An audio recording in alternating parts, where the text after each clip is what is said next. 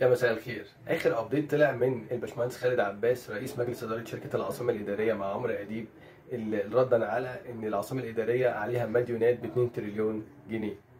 طبعا احنا محتاجين نعرف ان العاصمه الاداريه محققه ارباح سنه 24 اخر 24 بحوالي 30 مليار جنيه مصري، وتم دفع منهم 8.6 مليار جنيه للضرائب.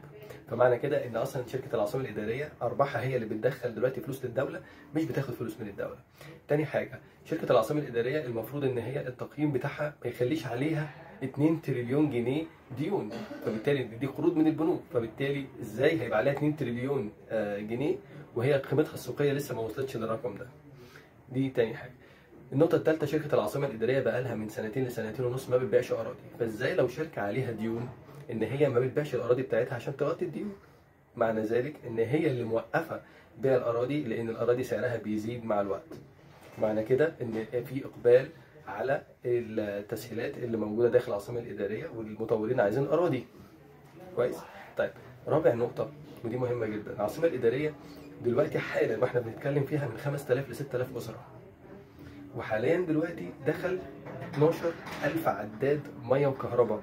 يعني على اخر السنه في 12000 اسره هيكونوا ساكنين في العاصمه الاداريه مع ال 5000 الموجودين دلوقتي. في حوالي 11000 طالب جامعه موجود في العاصمه الاداريه، في جامعات اوريدي شغاله. للناس اللي مش عارفه، في جامعات اوريدي شغاله زي الجامعه الالمانيه وكوفنتري والجامعه الكنديه وهكذا. النقطة المهمة جدا برضو، في حوالي 12 مدرسة شغالين بالفعل فيها 5000 طالب.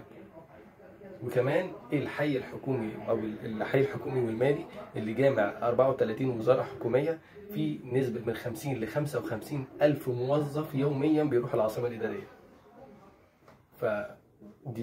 العاصمة الإدارية مش مديونة، بالعكس بتدخل أرباح للدولة عن طريق الضرائب، وشركة حاليا دلوقتي تريليونية، وإن شاء الله هتطرح في البورصة. فبالتالي اللي مش هيقدر يستثمر في العقار كفيزيكال في العاصمه الاداريه يقدر يستثمر في العاصمه الاداريه في العقار برضو، بس عن طريق الاسهم لما ان شاء الله تطرح في البورصه. لما يكون في حاجه ناجحه في البلد نحاول ان احنا نزق نجاحها ونوصله للعالم كله. مش معنى ان في حاجه ناجحه في الدوله ان احنا نبتدي نقلل منها ونبتدي نكسر فيها. الموضوع ناجح، شركه العاصمه الاداريه شركه ناجحه جدا، دي تابعه لثلاث هيئات اللي هي هيئه المجتمعات العمرانيه وهيئه الخدمه الوطنيه وجهاز اراضي القوات المسلحه. شركه ناجحه. حاليا دلوقتي الاراضي كانت ببلاش، اصبحت دلوقتي الارض بتصل الى 90,000 جنيه المتر. 90,000 جنيه المتر، وفي طلب هايل جدا وطلب كتير جدا من المطورين ان هم يبتدوا ان هم يتخصص لهم اراضي داخل العاصمه الاداريه. حاليا دلوقتي في براند نيمز كبيره، اللي هي النقطه اللي كان زمان كنا بنتكلم فيها ان مفيش براندات كبيره في العاصمه الاداريه. دلوقتي في لافيستا، هشام طلعت مصطفى، باشمهندس هشام طلعت مصطفى، بيسيليا، في ماونتن فيو، في ووتر واي، وهكذا. ولسه المرحله الجايه هيخش فيها مطورين كبار جدا. فلما يكون في حاجه ناجحه نحاول ان احنا نزود نجاحها. شكرا.